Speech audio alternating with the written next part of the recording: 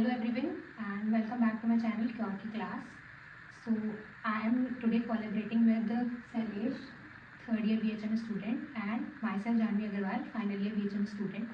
तो आज की वीडियो बहुत ही इन्फॉर्मेटिव होने वाली है क्योंकि आज हम बात करेंगे होम्योपैथी की स्कोप, करियर और पीजी या फिर क्लिनिक सेटअप जैसी इम्पॉर्टेंट टॉपिक्स पर. एंड आज हमारे साथ में हमारे स्पेशल गेस्ट हैं. Meet doctor SS Dubey sir. Hi. So आज हम सर से कुछ पॉइंट्स डिस्कस करने वाले हैं और जैसा कि आप सब लोग जानते ही हैं कि sir has an experience in teaching as well as clinical experience भी है. तो sir let's start with the first question. Sir homeopathy को लेकर जो मिथ है कि मीठी गोली क्या ही काम करेगी, आप उसको कैसे एड्रेस करेंगे और आने वाले 5 से 10 सालों में इंडिया में होम्योपैथी का क्या स्कोप है? सबसे पहले तो ये जो कंसेप्ट है मीठी गोली, तो ये कंसेप्ट ही आया इस थॉट प्रोसेस के साथ कि हर बीमारी को मिटाने के लिए हमको कड़वी दवाइयाँ देगी, ऐसा नहीं है. Homeopathy basically non violent system पर काम करती है. इसका जो बेसिक प्रिंसिपल है वो नॉन वायलेंस है और उस नॉन वायलेंस में होम्योपैथी ये बिलीव करती है कि पेशेंट को ये पता भी ना लगे कि वो मेडिसिन खा रहा है.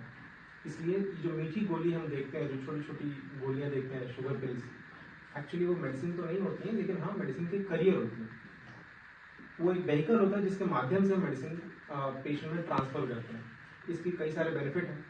बेनिफिट ये है कि पेशेंट इजीली कंप्लाइंट हो जाता है उसमें, चाहे बच्चा हो, बुजुर्ग हो या कोई एकदम नया जन्मा बच्चा हो.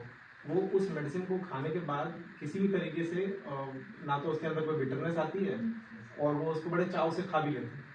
तो उनका जो रेगुलराइजेशन है मेडिसिन का वो कम्प्लीटली चलता रहता है.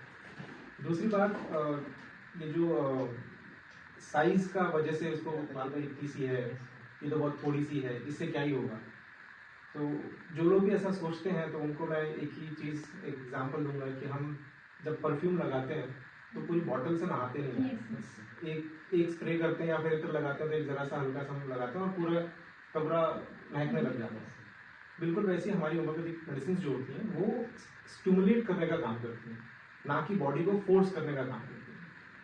अब क्योंकि ये केवल स्टिमुलेशन करना होता है, जैसे एग्जांपल है, अगर कोई सो रहा हो तो हम उसको थप्पड़ मार कर तो नहीं जगाते, हम उसको सिर्फ एक जरा सा हिला देते हैं कि उठो. बस होम्योपैथी भी यही करती है, बॉडी को उठा देती है, उठो और अपने काम पे लगो, इम्यून मैकेनिज्म्स को स्टिमुलेट करती है. आने वाले 5-10 सालों में मैं ये समझती हूँ कि इंटीग्रेटिव साइंस आने वाला है. जगह जगह पर इंटीग्रेटिव मेडिसिन और इंटीग्रेटिव हॉस्पिटल्स खुलने वाले हैं. और जितने भी आप देखेंगे तो लाइफ में स्ट्रेस बढ़ता जा रहा है, लोग मॉडर्नाइजेशन की तरफ जा रहे हैं, लोग अवेयर हो रहे हैं, है ना. तो अब इन सब सिचुएशंस में जितने भी क्रॉनिक डिजीज हैं वो सब राइज पर है और जहाँ पर भी ये क्रॉनिक केसेस राइज पर होंगे वहाँ पर होम्योपैथी का स्कोप हमेशा ही अच्छा ही होने वाला है और आगे ही बढ़ने वाला है. आगे आने वाले समय में इंटीग्रेटिव अप्रोच बढ़ने वाला है. आगे आने वाले समय में एविडेंस बेस्ड साइंस का अप्रोच बढ़ने वाला है. तो इस लिहाज से होम्योपैथी हमेशा इवॉल्व भी होगा, वो कभी कम नहीं होगा.